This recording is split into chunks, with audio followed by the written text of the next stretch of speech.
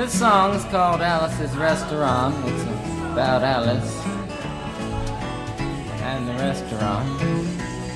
But Alice's Restaurant is not the name of the restaurant, that's just the name of the song. And that's why I called the song Alice's Restaurant.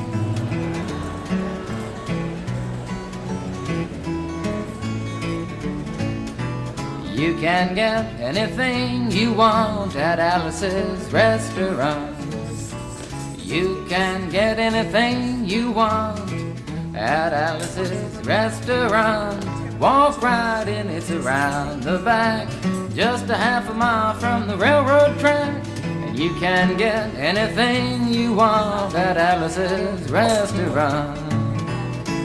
Now it all started 2 Thanksgivings ago. It was on 2 years ago on Thanksgiving when my friend and I went up to visit Alice at the restaurant. But Alice doesn't live in the restaurant. She lives in the church nearby the restaurant in the bell tower with her husband Ray and Facha the dog. And living in the bell tower like that, they got a lot of room downstairs where the pews used to be. And having all that room, seeing as how they took out all the pews, they decided that they didn't have to take out their garbage for a long time.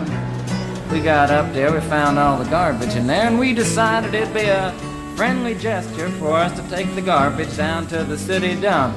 So we took the half a ton of garbage, put it in the back of a red VW microbus, took shovels and rakes and implements of destruction, and headed on toward the city dump. Well, we got there, and there's a big sign and a chain across the dump saying closed on Thanksgiving, and we had never heard of a dump closed on Thanksgiving before, and with tears in our eyes, we drove off into the sunset looking for another place to put the garbage. We didn't find one till we came to a side road, and off the side of the side road was another 15-foot cliff, and at the bottom of the cliff was another pile of garbage. And we decided that one big pile was better than 2 little piles, and rather than bring that one up, we decided to throw ours down. That's what we did. Drove back to the church, had a Thanksgiving dinner that couldn't be beat, went to sleep and didn't get up until the next morning when we got a phone call from Officer Obie. He said, "Kid, we found your name on an envelope at the bottom of a half a ton of garbage, and wanted to know if you had any information about it." And I said, "Yes, sir, Officer Obie, I cannot tell a lie.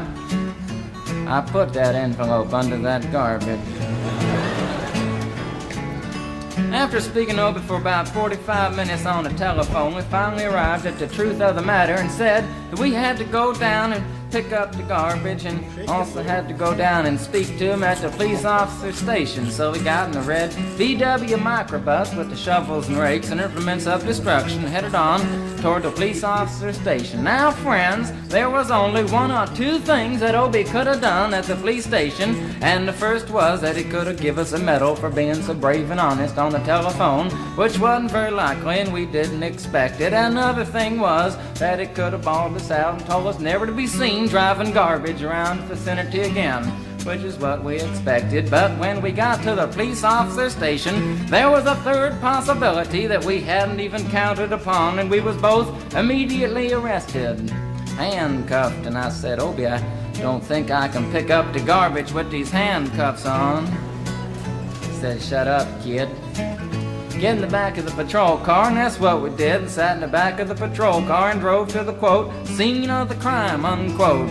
I want to tell you about the town of Stockbridge, Massachusetts, where this happened here. They got 3 stop signs, 2 police officers and 1 police car, but when we got to the scene of the crime, there was 5 police officers and 3 police cars, being the biggest crime of the last 50 years, and everybody wanted to get in the newspaper story about it. And they was using up all kinds of cop equipment that they had hanging around the police officer station. They was taking plaster, tire track, footprints, dog-smelling prints, and they took 27 8x10 color glossy photographs with circles and arrows and a paragraph on the back of each one explaining what each one was to be used as evidence against us.